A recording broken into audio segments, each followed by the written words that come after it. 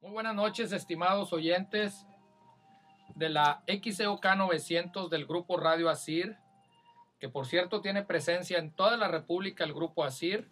Y nosotros estamos aquí en la calle Monterrey, en la colonia Libertad, en Guadalupe, Nuevo León, transmitiendo para todo Nuevo León, para tal vez varias partes de Coahuila, de Tamaulipas, y a donde alcance esta señal, que también la podrán ver por el YouTube.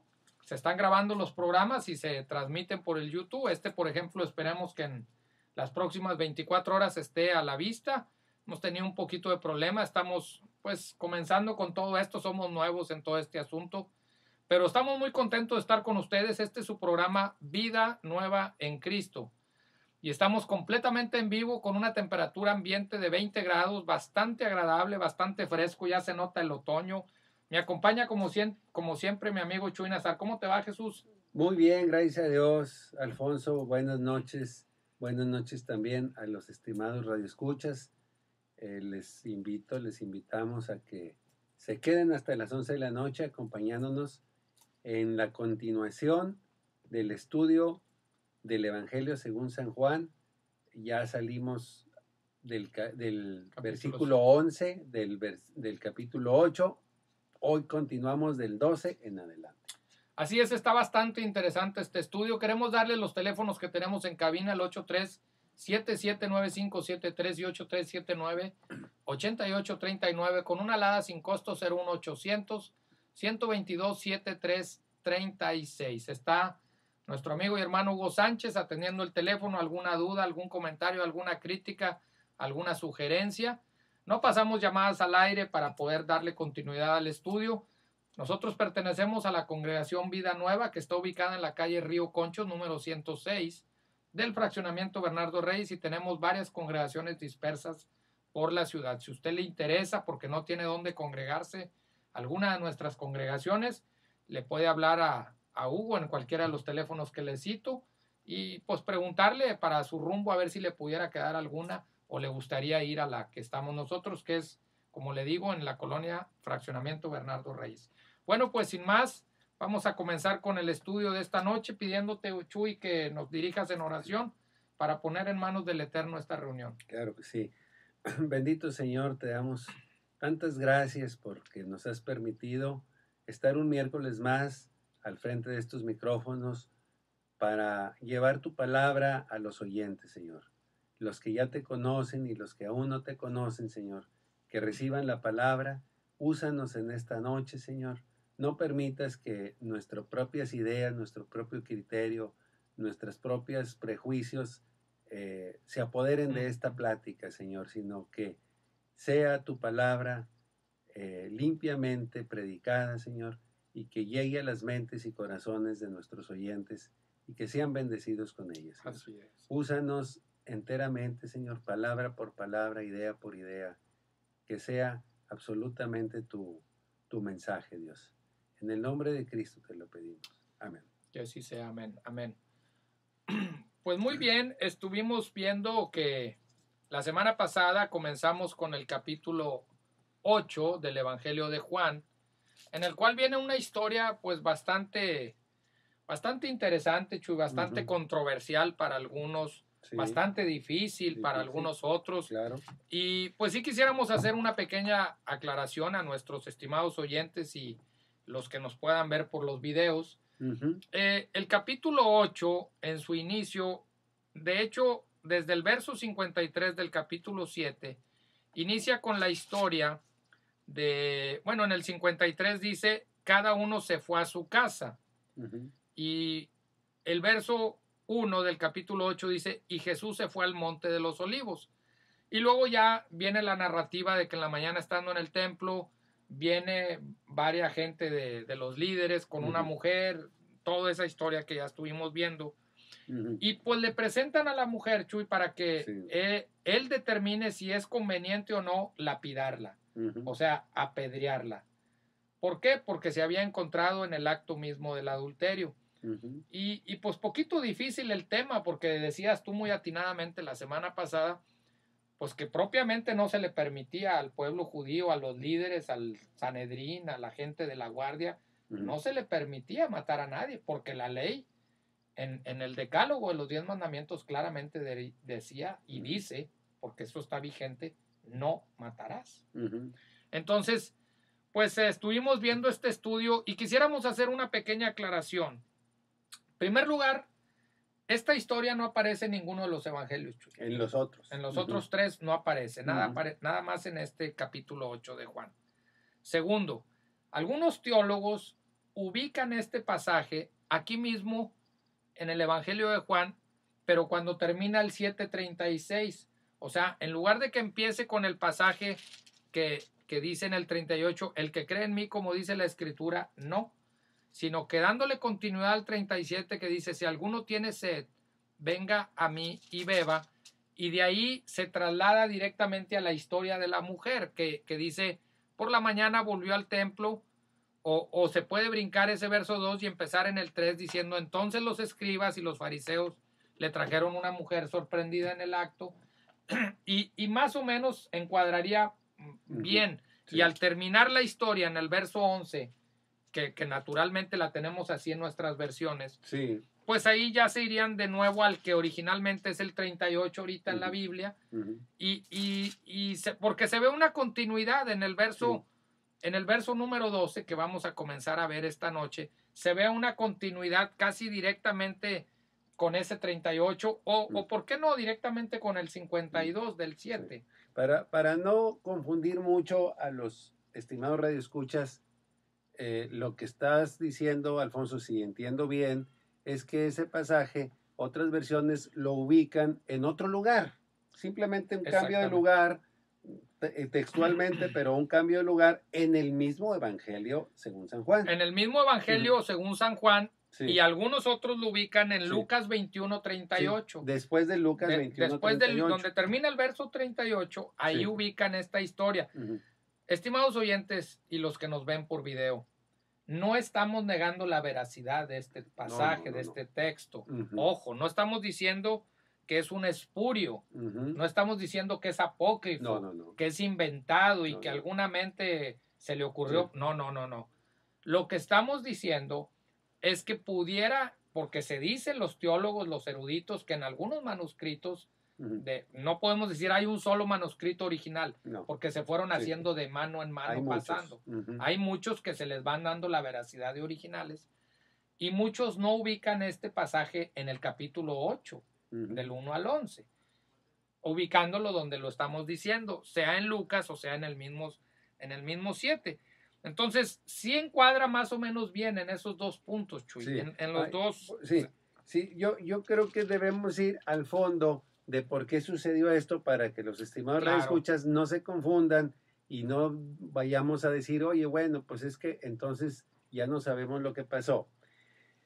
En los textos más antiguos y en el original, esta narración venía y es exacta y es fiel. Claro. Fue retirada en las tempranas edades de la iglesia, en el arranque de la iglesia primitiva.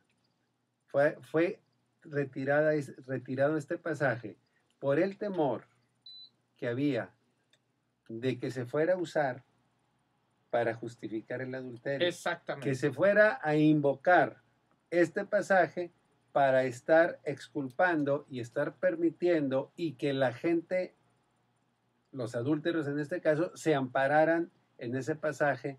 Así es. Para librar algún castigo que desde luego es merecido.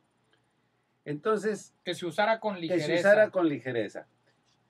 Ahora, lo que sucedió es que se retiró por un tiempo, pero luego ya hubo numerosos intentos de clarificar cuáles eran las Sagradas Escrituras y cuáles no, porque queremos recordarle a quienes ya lo sepan y a los radioescuchas que no lo sepan, que circularon muchas cartas, circularon otros evangelios. Estos no son los únicos. Sí, hay un evangelio de Pedro, exacto. Hay un evangelio de Tomás. O sea, circularon muchísima documentación, por así decir, mucha información, pero no toda fue inspirada por Dios. Entonces, la iglesia primitiva se tuvo que dar a la tarea de reconocer cuáles sí habían sido inspirados por Dios. Exacto. Entre ellos, desde luego, es todo lo que ya tenemos en la Biblia. Pero en esa rectificación y en ese clarificar las cosas, se volvió a integrar el pasaje, diciendo, no hay motivos para que un pasaje inspirado por Dios sea retirado algún pretexto. Entonces, esa es la historia de por qué ese pasaje fue retirado un tiempo de las Sagradas Escrituras y se reincorporó. Al reincorporarlo, probablemente no se incorporó en su lugar original, pero eso no le quita autenticidad, Exacto. no le quita inspiración Veracidad. divina, no le quita nada. Entonces, nosotros queremos aclarar esto. Hubo muchos libros, hubo muchas cartas. Ahora, a mí me sirve esto, Alfonso, y espero que los estimados redescuchas pues lo pongamos atención. Sí hay otras Biblias que traen otros libros en el Antiguo Testamento que nosotros conocemos como apócrifos, porque efectivamente esos no son inspirados por Dios. Son del segundo canon. Sí, no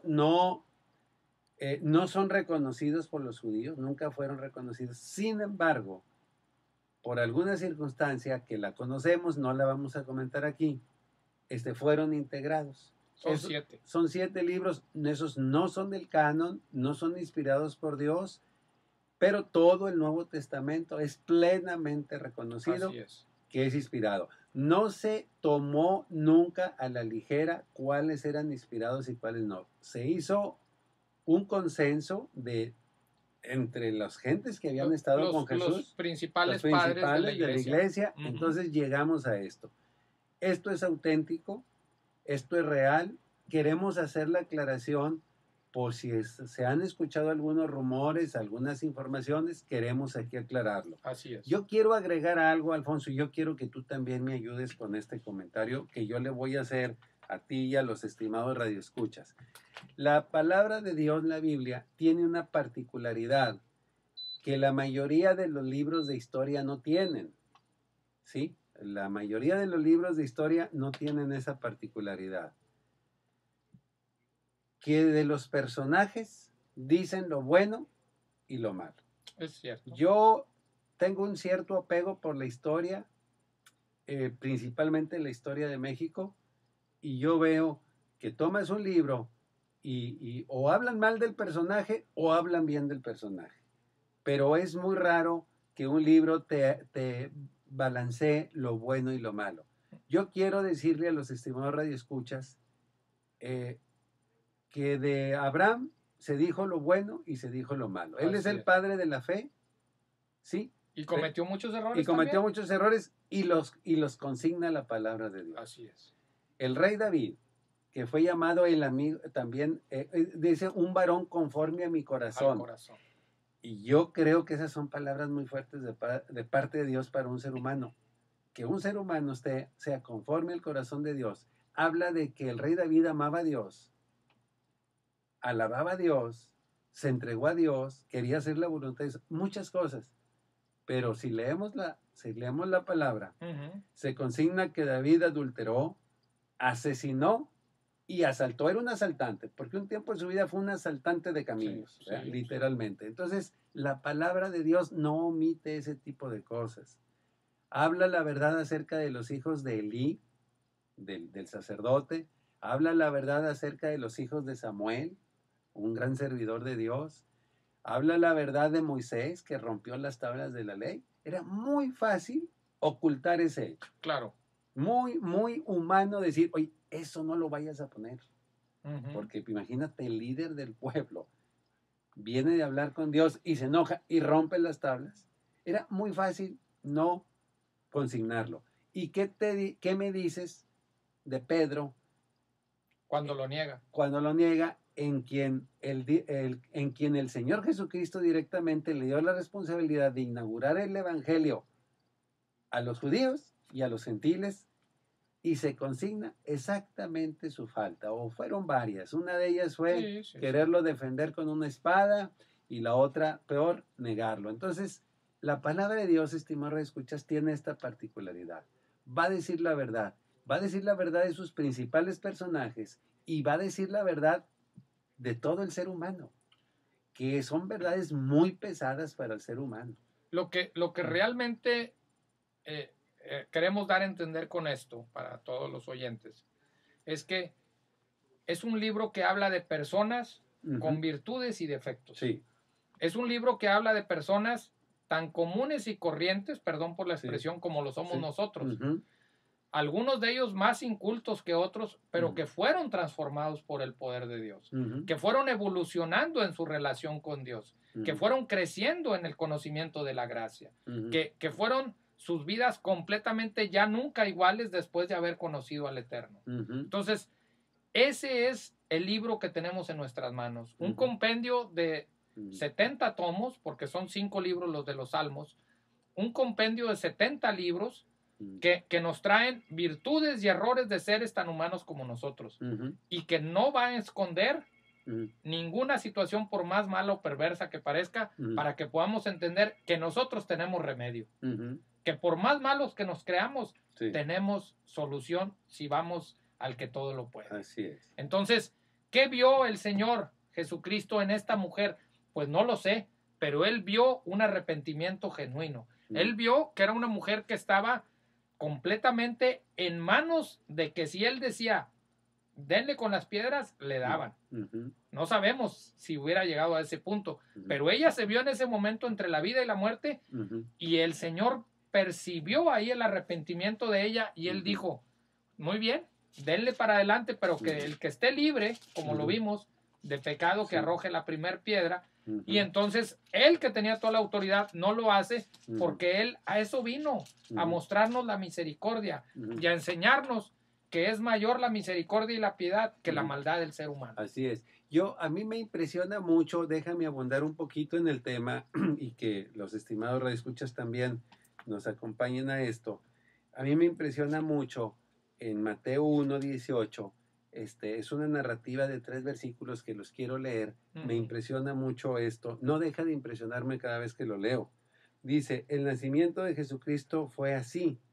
Estando desposada María, su madre, con José, antes que se juntasen, se halló que había concebido del Espíritu Santo. Estamos leyendo Mateo 1:18. Sí, el inicio del Evangelio. El inicio, sí. José, su marido, como era justo y no quería infamarla, quiso dejarla secretamente. Y pensando él en esto, he aquí un ángel del Señor le apareció en sueños y le dijo, José, hijo de David, no temas recibir a María, tu mujer, porque lo que en ella es engendrado del Espíritu Santo es. Voy a leer el 19, dice, José, su marido, como era justo y no quería infamarla, quiso dejarla secretamente. Esto también era pena de muerte. Exacto. Pero ¿qué dice? Pero dice que José era justo. Entonces, a mí como humano se me antoja pensar, pues si era tan justo, pues hubiera hecho justicia y la hubiera matado, ¿verdad? Pero dice que era justo. Entonces, debemos nosotros de reflexionar, bueno, yo creo que el ser justo también es sinónimo de ser misericordioso. Exactamente. ¿Verdad? Como lo fue el Señor con esta mujer. El Señor Jesucristo mostró su gran misericordia para con esta mujer. Ahora, en ningún momento se está justificando ese tipo de pecado. No, ya lo explicamos. En ningún momento está así. Aquí es una mujer que el Señor percibió algo en ella para que verdaderamente hubiera un cambio en la vida de ella. Y tan es así que dicen muchos pasajes que un corazón contrito y humillado, Él no lo desprecia, Él no lo rechaza. Entonces, ¿cómo termina el pasaje? Cuando ya va a terminar la historia del capítulo 11, dice... del versículo 11. De versículo 11, ella le dijo, Señor, no hay ninguno de los que me condenaban, porque le pregunta a él, ¿dónde están los que te condenaban? Y ella dice, no hay ninguno ya. Y él dice, ni yo te condeno, vete y no peques más. ¿Qué palabras tan profundas? Esta última, debemos hacer énfasis en esto último. O sea, este pasaje no debe servir para justificar el adulterio y en general ninguna falta, pero sí sirve para que fehacientemente nos demos cuenta que en el Señor hay perdón. Y que si hemos caído o estamos en este momento en una conducta de ese tipo, hay perdón en el Señor, pero dice, vete y no peques más. Sí. Vete y no lo hagas más. Sí, Vete y retírate de eso. Si nuestra vida se ha ido por un camino, estimado radioescucha, de pecado, en que estemos consistentemente mintiendo por sostener una situación que se sostiene a base de mentiras, a base de robo, a base de engaño, a base de adulterio, hay perdón para eso. Claro, cuando hay un nuevo nacimiento en la persona. Entonces te invitamos a que igual que esta mujer y otros muchos pecadores en la Biblia, te arrepientas y el Señor te dice, ni yo te condeno, no peques más. Pero no sigas con tu pecado. Claro. Ahora, ojo, Él nos va a ayudar para que no sigamos con el pecado. Desde porque luego. Naturalmente, tú y yo y cualquier hombre, nadie puede vivir sin pecado. No se puede. Así es. Aún perdonado y salvado y regenerado, el pecado está siempre a la puerta de la esquina, a la vuelta de la esquina, buscando cómo provocar, acechar al hombre. Muy bien, pues haciendo esa pertinente aclaración, que repetimos, no estamos negando la veracidad del texto, simplemente en algunos lo posicionan en diferentes lugares, pero es tan genuino y tan es así que el mismo Señor lo dijo con sus propias palabras. Así es. Yo no te condeno, eres libre y sigue una vida adelante. Los historiadores, los teólogos creen que ella se volvió una fiel seguidora del maestro y que andaba con él sirviéndole en todo tiempo para allá.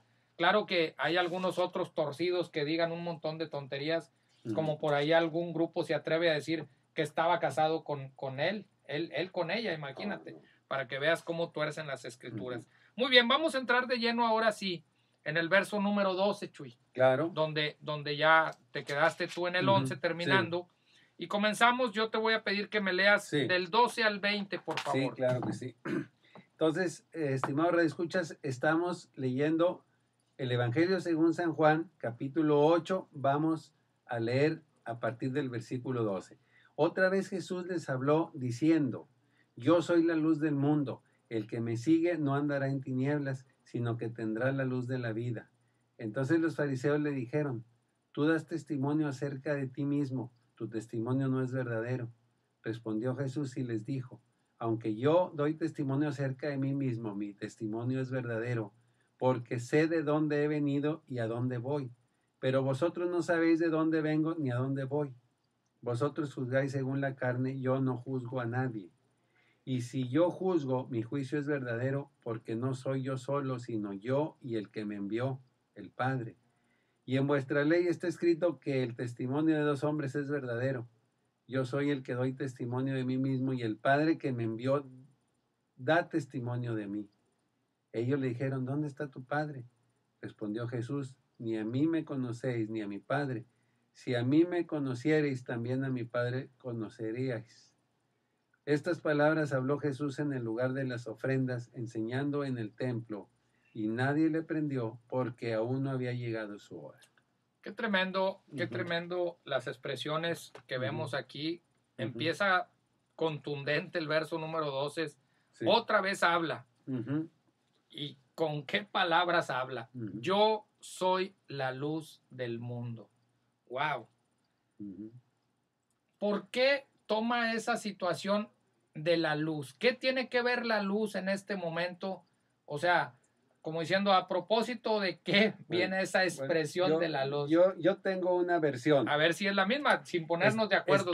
Estaba en el lugar de las ofrendas donde se solían poner luces, precisamente. Sí. Él estaba en un lugar del templo y ahí solían haber pequeñas, desde luego muy pequeñas lámparas con luces. Entonces yo pienso que haciendo referencia a esa luz física que estaba ahí, se presenta él, porque el Señor Jesucristo usa mucho ese tipo de cosas, de situaciones, viendo los modelos, de situaciones para enseñarnos. Él multiplicó el pan y dijo que era el pan de vida. Él es el pan de vida. Entonces hay muchas cosas que el Señor usa para que los oyentes y ahora los que estamos leyendo podamos entender mejor.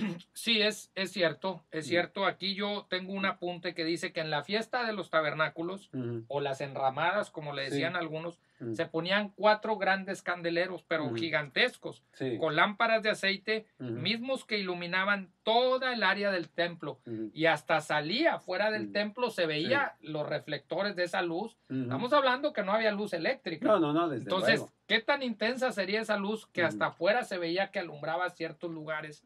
Sí, toda el área del templo, y cierto. Por eso esa gigantesca luz que está viendo tal vez de frente el Señor, dice, bueno, parafraseando, ¿ven esa luz?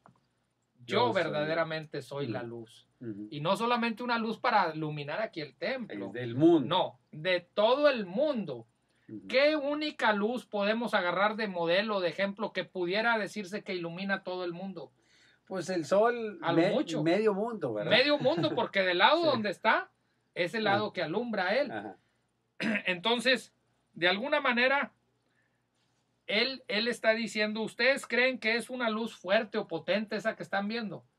Pues yo soy una más fuerte y más potente que esa luz que ustedes están viendo.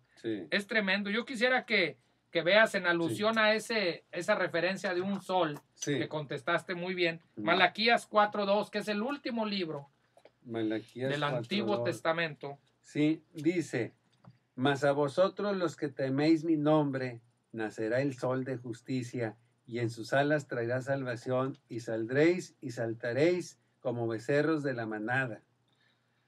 Dice, vendrá el sol de justicia a ustedes los que temen mi nombre.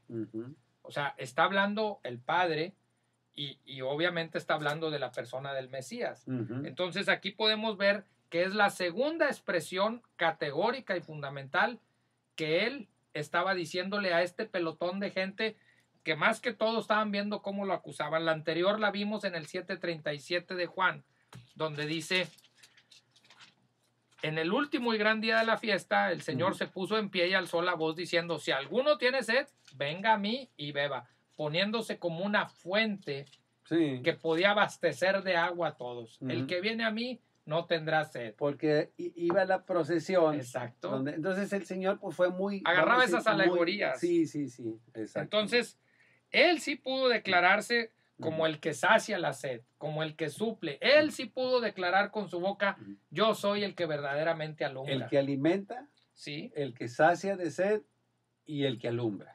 Ahora, la luz al mundo entero. Yo quisiera que para cerrar ese punto veamos Isaías 9:2, un pasaje muy precioso donde también sigue hablando de que el modelo del Mesías que iba a venir era verdaderamente esto, una luz potente. Bueno, lo voy a leer, si no desde el 1. Muy bien. Dice, mas no habrá siempre oscuridad para los que están ahora en angustia, tal como la aflicción que le vino en el tiempo que livianamente tocaron la primera vez la tierra de Zabulón y a la tierra de Neftalí, pues al fin llenará de gloria el camino del mar, de aquel lado del Jordán, en Galilea de los gentiles. El pueblo que andaba en tinieblas vio gran luz, y los que moraban en tierra de sombra de muerte, luz resplandeció sobre ellos. ¿Hay alguna alusión más directa? Más directa. El pueblo que andaba en tinieblas vio gran luz. ¿Cómo dice el 12? Yo soy la luz del mundo, el que me sigue, el que me busca. No solamente me va a encontrar, sino que ya no va a andar en tinieblas, sino que tendrá la luz de la vida. Sí. Y yo tendrá luz propia. Sí, y yo quise leer desde el 1. Desde el 1, porque claro. dice Galilea de los gentiles, haciendo alusión a que él iba a vivir en Galilea. Él iba a andar entre los galileos. Entonces sí había suficiente información para que lo reconocieran, pero la dureza del corazón de los judíos lo impidió. Yo espero, con mucha sinceridad, que la dureza del corazón de nuestros oyentes no sea tal que caigan en este pecado, en el reconocimiento, de no reconocer al Señor Jesucristo como Dios, como Mesías, como nuestro Salvador. Como la luz y como el que les sacia de agua para vida eterna. Así es. Fíjate, ¿quién puede adjudicarse ese título de yo soy la luz? No. Vemos cantantes y vemos algunas personas que dicen es el sol y es el que resplandece, y cuando llegó al escenario todo se iluminó. ¿Y cuántas cosas de esas podemos ver? pero el que verdaderamente es la única luz que alumbra a todo el mundo es nuestro Señor Jesucristo, el Rey de Reyes y el Señor de Señores. Y me emociona esto, Chuy, pero tenemos que hacer la pausa de la media hora para respirar un poquito, para que nuestros amigos vayan por alguna libreta, alguna pluma y puedan hacer algún apunte, o que si quieren, ¿por qué no hacer una llamada? Estamos para servirles. Claro que sí. Este es su programa Vida Nueva en Cristo. En minuto y medio regresamos. Gracias por permanecer en el programa. Muy interesante lo que está comentando el hermano Alfonso. Yo quisiera pedirte, estimado escucha, que no te quedes con ninguna duda. Puedes llamarnos. Si tú nunca te has reunido en alguna iglesia, deseas conocer a Dios, deseas conocer más de su palabra, pues te invitamos a que te acerques a una verdadera iglesia, a una iglesia con doctrina sana. Si quisieras asistir a alguna iglesia de nuestra congregación, de los grupos de Vida Nueva, hay dispersos por varios municipios del área metropolitana. Si hablas con Hugo Sánchez, él puede darte información que pueda ser de mucha bendición para tu vida, no nada más pues ya estar oyendo el programa, sino consistentemente estar escuchando predicaciones cada domingo. Así es. Pues estamos en el capítulo 8 y estábamos viendo el verso número 12, que también, aparte de decir yo soy la luz, pues hablaba de una situación de tinieblas, que no anduvieran en tinieblas, que los que vinieran a él iban a andar. Entonces yo quisiera, Chuy, que me apoyaras con el Salmo 112 y el verso número 4, donde habla de una situación así de tinieblas. El 112:4. Sí, el 112:4 dice: resplandeció en las tinieblas luz a los rectos, es clemente, misericordioso y justo. 112:4. Así es, dice: resplandeció en las tinieblas luz a los rectos. ¿A quién está haciendo alegoría esa luz? ¿Quién es esa luz? Obviamente Señor. Está hablando del Señor, ¿verdad? Pero ¿a quiénes? A los que con rectitud se acercan a Él, a los que realmente le buscan. Ya en el Nuevo Testamento, en Mateo 4:16, ya el primer libro de los Evangelios, viene otra situación también que tiene que ver con este asunto de las tinieblas. Mateo 4 y el verso 16, Chuy. Sí, dice: el pueblo asentado en tinieblas vio gran luz, y a los asentados en región de sombra de muerte, luz les resplandeció. Ahí hace una alegoría, una referencia al pasaje de Isaías, de leer, pero lo presenta de una manera en que es el Señor, en el cual se cumple la profecía que estaba marcada por el profeta Isaías. Ahora, yo quiero aquí nada más hacer una aclaración, que tinieblas se refiere al pecado. Exactamente. ¿Sí? Andar en tinieblas es andar en pecado. Exactamente. Y vamos a ver Lucas, Chuy, en el capítulo 1, ahí 2 evangelios adelante. El evangelio de Lucas 1, el 78 y el 79. Es un capítulo muy largo, el capítulo 1. El 78 y 79 del capítulo 1 de Lucas dice: por la entrañable misericordia de nuestro Dios, con que nos visitó desde lo alto la aurora, para dar luz a los que habitan en tinieblas y en sombra de muerte, para encaminar nuestros pies por camino de paz. Fíjate qué hermoso está aquí hablando de esta profecía de Zacarías, que fue uno de los pocos que tuvieron el discernimiento de reconocer al Mesías desde chiquititito, desde bebito. Y este tremendo Zacarías viene, y no estamos leyendo toda la profecía, pero esta parte dice que por la entrañable misericordia, fíjate qué profunda palabra, entrañable, o sea, desde lo más profundo, viene la misericordia hacia la humanidad, dice, y nos manda una visitación desde lo alto, desde la misma aurora. La aurora viene de lo alto. ¿Para qué? Para dar luz a los que habitan en tinieblas. Y aquí, como bien decías ahorita, las tinieblas es el pecado, y a veces literalmente que están en oscuridad en todo lo que hacen. Porque los que son hijos de la luz andan en el día, y los que son hijos de las tinieblas andan en la noche. El que anda pecando se esconde. Normalmente los latrocinios. Le gustan las tinieblas. Bueno, yo quiero aquí nada más en el versículo 67 de eso que leíste, dice, y Zacarías su padre fue lleno del Espíritu Santo.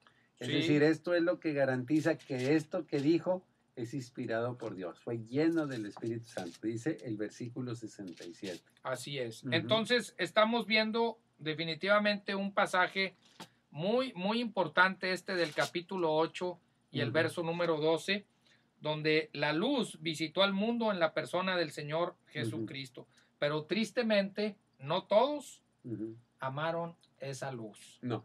La inmensa mayoría del pueblo judío, por desgracia, no lo reconoció. Sí hubo quienes, pero fue una minoría, un grupo muy pequeño. Así es. El capítulo 3 de Juan, allá atrásito, donde estamos en el verso 19, dice, y esta es la condenación, que la luz vino al mundo y los hombres amaron más las tinieblas que la luz, porque sus obras eran malas. Sí. Ahorita me equivoqué, dije que Zacarías era el hombre que había ido al templo. No, era Simeón. Ahorita ya cuando lo dijiste tú ya perdón, estaba diciendo una cosa equivocada. Era Simeón el otro, pero este es el papá de Juan el Bautista, que también está dando una profecía concerniente al Hijo de Dios. Para que quede claro que no digan que estamos enseñando mal. No. Entonces este pasaje está muy hermoso, el 3:19. Y esta es la condenación. ¿Cuál es la condenación? Pues que el Señor mandó la luz al mundo. Pero esos hombres que les encantaban las tinieblas, amaban más esas tinieblas y rechazaron la luz porque sus obras eran malas.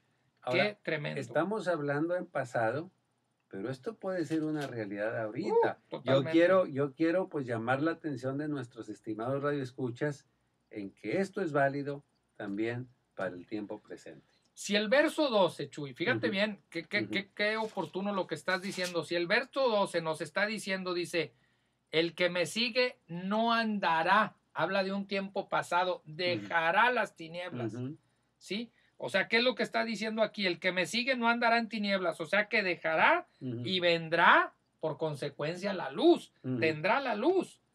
Vamos a ver el verso número 13 que dice, entonces los fariseos le dijeron, otra vez los fariseos, tú das testimonio acerca de ti mismo, pero tu testimonio no es verdadero. O sea, ¿quién te respalda? ¿Quién está testificando que lo que tú dices es real, es genuino, es auténtico? Ahorita hacías tú un comentario precisamente de eso, del testimonio.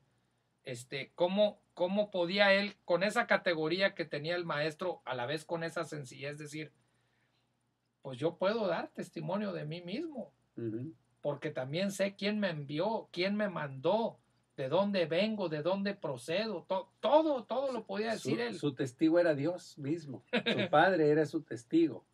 O sea, no podía ver, como lo comentábamos fuera del aire un poquito, él no podía tener un testigo humano de lo que él, que testiguara de dónde había venido.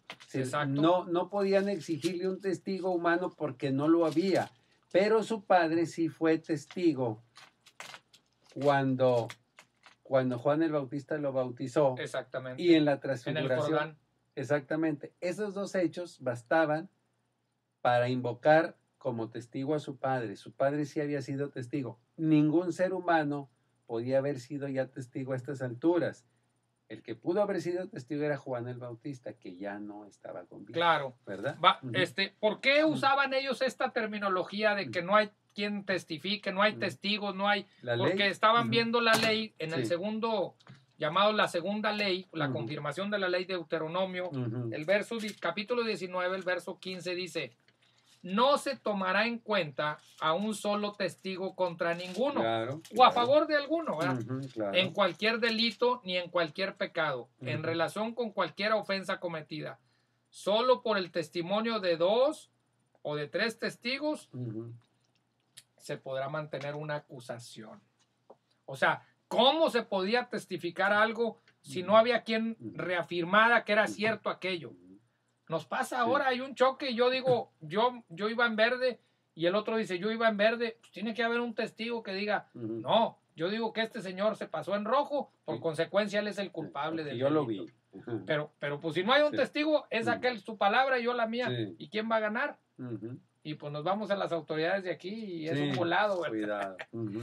Entonces, ahí se estaba diciendo claramente que el testimonio de una sola persona no podría tener validez, porque acá la ley nos marcaba, tanto en el 19 como en el 17. Y si alguien conocía la ley, eran los fariseos. No la cumplían, pero sí la conocían. Sí, no, sí la conocían. Entonces ellos no tenían el discernimiento para poder entender que el testimonio del maestro confirmaba, el testimonio del padre estaba confirmando el ministerio del hijo. Claro, lo estaba confirmando. Ellos no querían ver eso.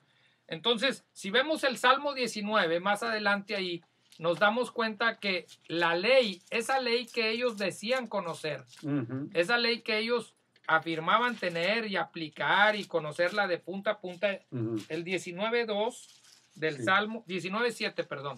Dice, la ley de Jehová es perfecta que convierte el alma. El testimonio de Jehová es fiel que hace sabio al sencillo. Fíjate nomás. La ley del Eterno es perfecta. Claro, convierte el alma. Y el testimonio de Jehová es fiel. De tal manera que hace sabio al sencillo. ¿Qué es un sencillo?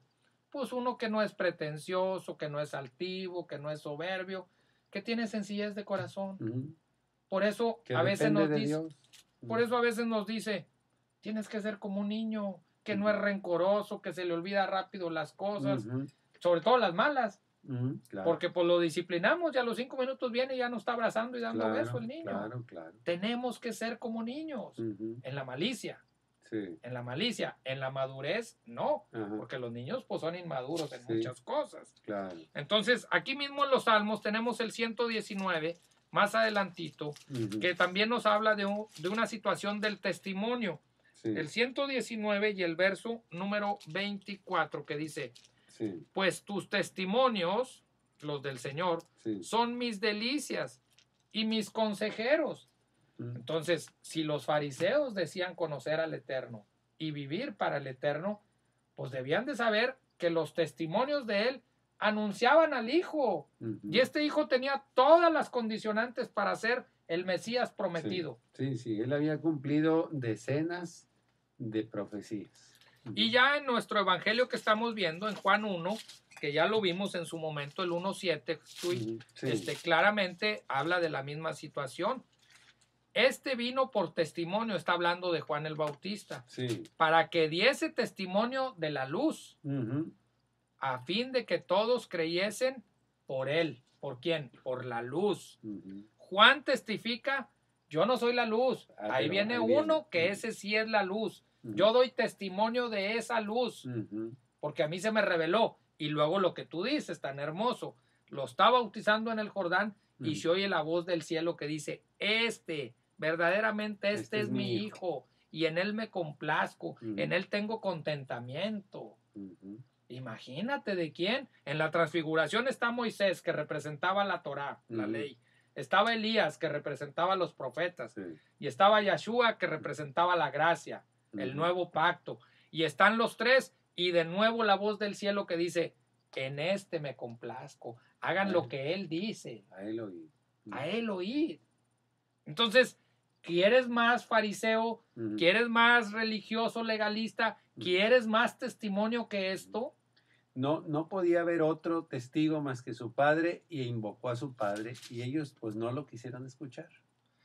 Termina el pasaje del Cordero de Dios, ahí mismo en el capítulo 1, en el verso 34, y dice Juan, y yo le vi, y he dado testimonio de que este es el Hijo de Dios. Fíjate nomás.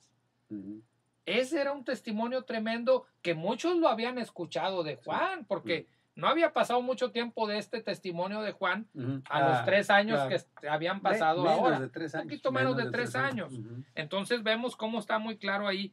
Este era el testimonio de Juan el Bautista. Pero veamos lo que le contesta el maestro a los que le cuestionaban en el verso 14, cuidado, donde estamos en el capítulo 8. ¿Qué le contesta? ¿Qué dice el 14? Respondió Jesús y les dijo, aunque yo doy testimonio acerca de mí mismo, mi testimonio es verdadero, porque sé de dónde he venido y a dónde voy, pero vosotros no sabéis de dónde vengo ni a dónde voy. Wow. Fíjate, dice, aunque yo doy testimonio acerca de mí mismo, mi testimonio es tan verdadero porque simple y sencillamente yo sé de dónde procedo. ¿Y a dónde voy? Yo sé con quién estuve todo el tiempo y sé que ahí mismo voy a volver. Pero ustedes no saben ni de dónde vienen, no saben a dónde van, no disciernen los tiempos. Hay un pasaje muy importante que les dice en otro, no me acuerdo la cita, pero dice, ven el cielo y saben discernir cómo va a estar el tiempo. Sí. Pero está viniendo la visitación de parte de arriba y ustedes no discernieron nada. Qué curioso. Y a veces los hombres son así. Sí. Yo me acuerdo la gente de rancho sobre todo, veía el cielo aborregado y decía esto, veía el sombrero en el cerro y va a pasar esto. Y sabían discernir los tiempos y era oír esa sabiduría de los viejos de antes, era algo muy hermoso. A mí me gustaba cuando nos visitaban en la casa la gente que venía de allá de lugares de los lugares circunvecinos del estado y que nos platicaban anécdotas. Como ellos no necesitaban el reloj para poder darse cuenta qué horas eran. Veían la posición del sol y sabían qué horas eran. Y tenían muy marcadito los conocimientos de la naturaleza, mirando las hormigas, mirando los animalitos, mirando los caballos. Simplemente el norte lo detectas en un hormiguero. Exactamente. Muy bien. Entonces, no sabían discernir los tiempos de la visitación que Dios les había hecho en la persona del Señor Jesucristo. Entonces, por eso se daban estas confrontaciones, Chuy, por eso se daban estos, ¿cómo decirlo? Encuentros estas disensiones tan tremendas que había, porque estos legalistas y religiosos siempre estaban buscando cómo acusar de algo al Mesías, siempre estaban viendo cómo condenarle. El propósito de ellos ya estaba muy claro, querían eliminarlo. Sacarlo de la jugada, y hay un pasaje muy tremendo que dice, porque nos va a robar la gloria que tenemos. Palabras más, palabras menos. O sea, vendrán a destruirnos el templo. O sea, argumentos así bastante curiosos. Bueno, lo que ellos temían era que se le proclamara rey y que el César, sintiendo amenazado su reinado, eliminara a todo el pueblo. Sí, acabara con todo, ¿verdad? Pero todos esos temores venían al corazón de esas gentes con el propósito divino de que el Señor tenía que morir. O sea, Dios usó todas esas gentes malvadas para un propósito. Es cierto. El verso número 15 es este que dice, vosotros juzgáis según la carne, yo no juzgo a nadie. Esta segunda parte del 15 está medio así como diciendo, caray, pues entonces ni él mismo puede juzgar. Vamos a analizarlo un poquito. Ustedes se mueven por la vista, en pocas palabras. Ustedes juzgan según la carne, o sea, según lo que ven, según lo tangible, según lo que están palpando. ¿Qué dice de la fe? La fe no es lo que se ve, es lo que no se ve, es lo que se espera, es la convicción de lo que se espera. Es tener la certeza de algo que no se ve. De algo que no está tangible ahorita, pero yo creo que lo voy a tener. Estamos hablando de una fe motivada en el Señor Jesucristo, no una fe en alguna otra situación, porque la única fe que le agrada al Padre es la fe en su Hijo, no en nadie más. No. Ni en ninguno de los apóstoles, ni en la mamá del Hijo de Dios, en nadie más, nomás la fe en Él. Esa es la que le agrada al Señor. Mucho menos a un objeto, ¿verdad? Menos todavía. Entonces, este verso 15 está muy tremendo porque dice, ustedes juzgan a primera instancia, a lo que están viendo. Ya les había dicho en el 7:24, me tocó compartirlo a mí hace 15 días. No juzguéis según las apariencias, sino juzgad con justo juicio. Aquí lo dice el 7:24 de Juan. Y estos tremendos eran muy dados a eso, a hacer un juicio a la ligera, a la vista, según la carne. Obviamente lo que es de la carne es contra el espíritu. Yo creo que algo nos heredaron, Alfonso, porque yo creo que los seres humanos seguimos siendo así. Ahora, aquí se puede malinterpretar lo que dice, yo no juzgo a nadie.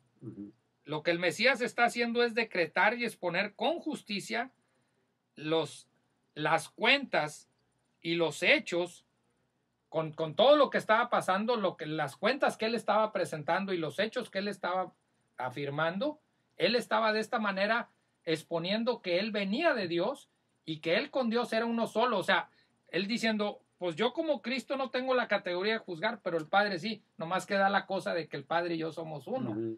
Entonces, hay que entender con mucha delicadeza este verso, porque alguien puede decir, pues si aquí mismo dice que él no puede juzgar, pues entonces menos nosotros podemos juzgar. Sí, hay que estudiarlo en un contexto amplio para darnos cuenta. Él es Dios. Y al estar plenamente identificado como tal, él tiene todas las agravantes para juzgar y decretar y condenar y para todo. De hecho en el 16 pues lo aclara. Exacto, para allá iba, dice. Esto lo confirma en el verso número 16. Si yo juzgo, caray, pues no que no juzgaba. Si yo juzgo, mi juicio es verdadero. Y aquí está lo que te digo, la relación, la unidad, la comunión. Sí. Porque no estoy yo solo, sino yo y el que me envió el Padre, somos el mismo, estamos interconectados. El Padre y yo uno somos, dice en otro pasaje. A Tomás le dice, muéstranos al Padre. Tanto tiempo que he estado contigo, Tomás. El que me ha visto a mí, ha visto al Padre. Entonces, ahí es donde no podemos sacar un verso fuera de contexto, Chuy, porque podemos hacer, como dijo aquel, un pretexto, ¿verdad? Entonces, pues se nos está viniendo el tiempo y yo creo que no vamos a poder avanzar a llegar al 20. No hay ningún problema, estamos muy emocionados, por lo menos yo estoy muy emocionado compartiendo la palabra. A mí me emociona la palabra y tenemos que tener pasión, Chuy, por la palabra. Claro. Y las dos categóricas expresiones que hemos visto hasta ahorita, el que a mí viene no tendrá sed jamás, y la otra, yo soy la luz. Estimado oyente, necesitamos algo más que eso. Necesitamos alguien más, o podrá haber alguien más, mejor dicho, que se pueda declarar a sí mismo el único que va a saciar la sed. El único que puede alumbrar toda nuestra vida, sacarla de la oscuridad del pecado, de las tinieblas. ¿Habrá alguna otra persona que lo pueda hacer? No, nadie lo ha demostrado que pueda. Si pudieran haberse proclamado o autonombrado, nada los respalda. Y yo quiero pues también hacer una situación o mencionar una situación en cuanto a la luz. La luz también descubre nuestras faltas. Entonces, por eso el Señor Jesucristo le fue incómodo a sus oyentes. Bastante. Porque Él les daba la convicción de pecado. O sea que les movió el tapete. Exactamente. Por eso, versículos atrás, dice que dice, el mundo me odia, a ustedes no los puede odiar, pero a mí sí me odia porque yo descubro sus pecados.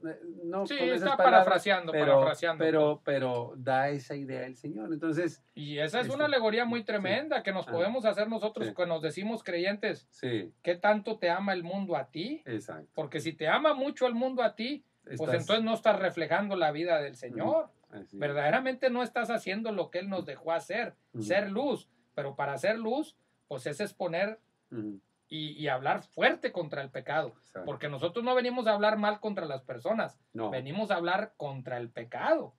Y el pecado pues está en las personas. Sí. Y a las personas, como bien dices, les incomoda.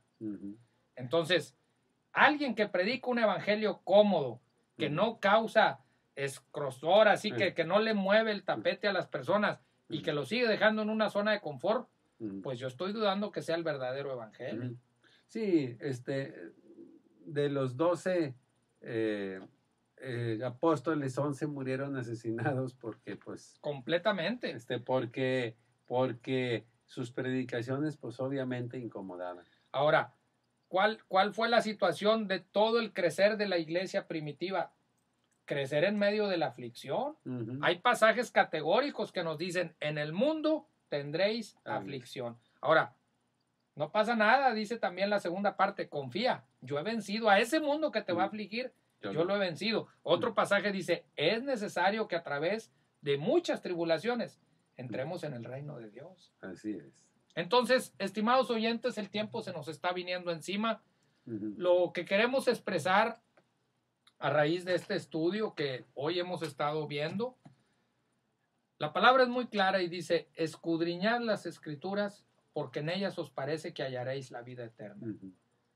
Escudriñar las escrituras no es leer 10 minutos, no es leer de corridito, no es aventarse 3 capítulos en media hora. Eso no es escudriñar las escrituras. Es degustar con deleite la santa palabra del Eterno.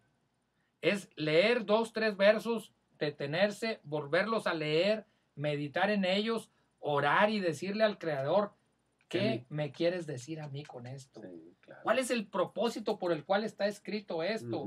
Bueno, ahorita decías que descubre los pecados del hombre. En otro pasaje nos muestra que es como un espejo la Biblia. Nos vemos en ella y refleja todo lo que traemos, bueno o malo. Y nos damos cuenta que es más malo que bueno. Porque también la misma palabra dice que no hay uno bueno. No hay quien busque a Dios. Así es. Todos se desviaron a una. Estimado oyente, no somos mejores ni peores que David, como decía Chuy al principio, que Abraham, que los hijos de Elí. Todos somos pecadores y todos necesitamos un salvoconducto para poder entrar a la vida eterna. Y el único salvoconducto es el Señor Jesucristo. Así es. Él es el único que nos puede librar de la condenación eterna, de la muerte destructora. No estoy hablando de no morir físicamente, sino de no morir eternamente. Así es. Yo le invito, estimado oyente, a que usted escudriñe la Escritura, pero la escudriñe de una manera que a lo mejor antes no lo ha hecho. Estudie la profundidad, medite en ella, pídale al Eterno Espíritu Santo también que le hable, pídale que le revele cuál es el propósito para su vida. Así es. Y Él lo va a hacer, pero tenga cuidado, porque le van a venir pruebas, le van a venir dificultades. Bueno, hay gente que cuando se ha acercado al conocimiento de la palabra, hasta se ha quedado sin trabajo. Cualquier cosa puede venir, pero nada se compara con la vida eterna. Así es. No hay una posesión en este mundo que sea mejor que la vida eterna. Amén. Nos retiramos, somos sus amigos de Vida Nueva, de la congregación Vida Nueva, y este es su programa Vida Nueva en Cristo. El próximo miércoles los esperamos y seguimos con el Evangelio de Juan. Con mucho gusto. Bendiciones, Chuy. Igual, Alfonso, un saludo a los oyentes. Muchas gracias. Gracias, hasta luego.